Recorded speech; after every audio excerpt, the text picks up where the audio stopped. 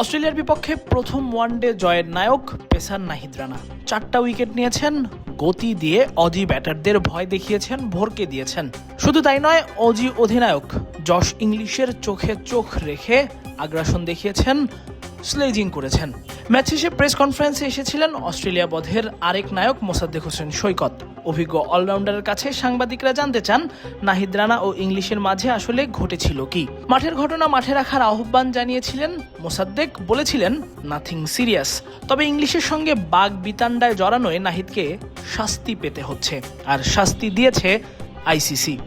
আচরণবিধির 2.5 অনুচ্ছেদে বলা হয়েছে, এমন কোনো ইঙ্গিত, আচরণ বা ভাষা ব্যবহার করা যাবে না যা ব্যাটার আউট হওয়ার পর তাকে উস্কে দেবে কিংবা অপমানিত বোধ করবে।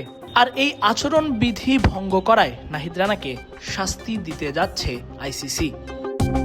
5+ স্টার রেটিং প্রাপ্ত দেশের সর্বোচ্চ বিদ্যুৎ সাশ্রয়ী ওয়ালটন এসি। স্মার্ট কমফোর্ট এখন নেক্সট লেভেলে।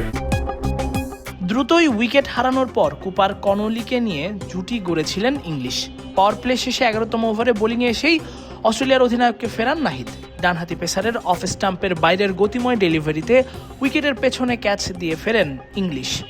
অস্ট্রেলিয়ান ব্যাটারকে আউট করার পর উদযাপনে মেতে ওঠেন নাহিদ। ওই সময় ইংলিশকে ইঙ্গিত করে কিছু একটা বলতে শোনা যায় নাহিদ রানাকে। তৎক্ষণাৎভাবে ঘুরে দাঁড়িয়ে নাহিদকে জবাবও দেওয়ার চেষ্টা করেন ইংলিশ। সঙ্গে সঙ্গেই বেঁধে যায় জটলা, যদিও মেহেদী হাসান মিরাজ, নাজমুল শান্তরা ইংলিশ ও নাহিদকে থামিয়েছেন। সেই ঘটনার জন্য নাহিদকে শাস্তিস্বরূপ 1 ডিমেরিট পয়েন্ট দিয়েছে আইসিসি। ম্যাচ শেষে অনফিল্ড আম্পায়ার অ্যালেক্স ওয়ার্ফ ও গাজী সোহেল অভিযোগ আনেন। তৃতীয় আম্পায়ার আহসান রাজা এবং চতুর্থ আম্পায়ার মোর্শেদ আলী খান শাস্তি দেন। অভিযোগ ও শাস্তি মেনে নেয় আনুষ্ঠানিক শুনানির প্রয়োজন হয়নি।